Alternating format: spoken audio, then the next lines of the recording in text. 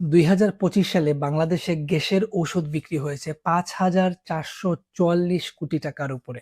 এই যে ছোট্ট সাদা একটি ট্যাবলেট বা ক্যাপসুল আপনি খাচ্ছেন, এই ওষুধটা আপনার জন্য দীর্ঘমেয়াদে কি কি ক্ষতি করছে আপনি জানেন? বাংলাদেশে ওমিপ্রাজল, ইসোমিপ্রাজল, পেন্টোপ্রাজল ঘরে ঘরে পাওয়া যায়। এমন কোনো ঘর পাওয়া যাবে না যেখানে এই ওষুধ ব্যবহৃত হচ্ছে না। আমাদের অবস্থা এমন, প্রতিদিন সকালে উঠে একটা গ্যাসের ঔষধ না খেলে আমার পেটের ভাত হজম হয় না। ঢাকা মেডিকেল কলেজের একটা গবেষণায় দেখা গিয়েছে ছাড়পত্র পাওয়া 87% রোগীর প্রেসক্রিপশনেই গ্যাসের ঔষধ পাওয়া যায়, কিন্তু তাদের মাত্র 28 ভাগ রোগীদের এই ওষুধটা আসলেই প্রয়োজন ছিল।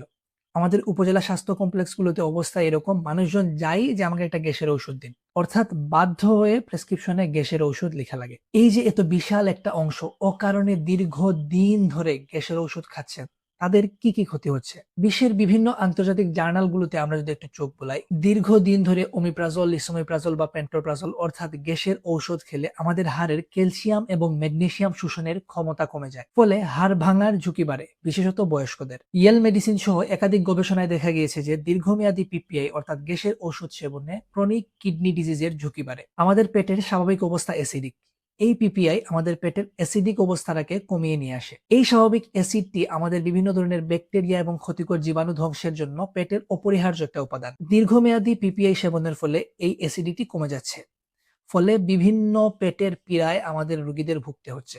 আপনি প্রাকৃতিক জীবাণুনাশক কমিয়ে দিচ্ছেন এবং ব্যাকটেরিয়ার ইনফেকশনটা সুযোগ বাড়িয়ে দিচ্ছেন। পেটের অ্যাসিড কমে যাওয়ার কারণে ভিটামিন বি 12 এবং আয়রন অ্যাবজর্পশন কম হয়, ফলে দুর্বলতা বাড়ে, মাথা ঘুরে, ক্লান্তি লেগেই থাকে। আমরা এমন রোগী পাই যিনি 5 থেকে 10 বছর ধরে গ্যাসের ওষুধ টানা খাচ্ছেন।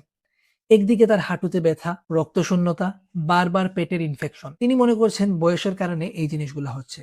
বয়স একটা ফ্যাক্টর, কিন্তু তার এই দীর্ঘমেয়াদী পিপিআই অহেতুক সেবনের কারণে তিনি তার এই ঝুঁকিগুলো অতিরিক্ত মাত্রায় বাড়িয়ে নিয়েছেন। এই মানুষরা হতে পারেন আপনার বাবা, আপনার মা কিংবা আপনার কোনো আত্মীয় স্বজন। এখন আপনার করণীয় কি? হুট করেই বন্ধ করে দিলে রিবাউন্ড অ্যাসিডিটি হতে পারে। তাই একজন ডাক্তারের পরামর্শ নিন, ধাপে ধাপে বন্ধ করুন। এই ধাপে ধাপে বন্ধ করার ক্ষেত্রে আপনাকে সহযোগিতা করবে আপনার খাদ্যাভ্যাস।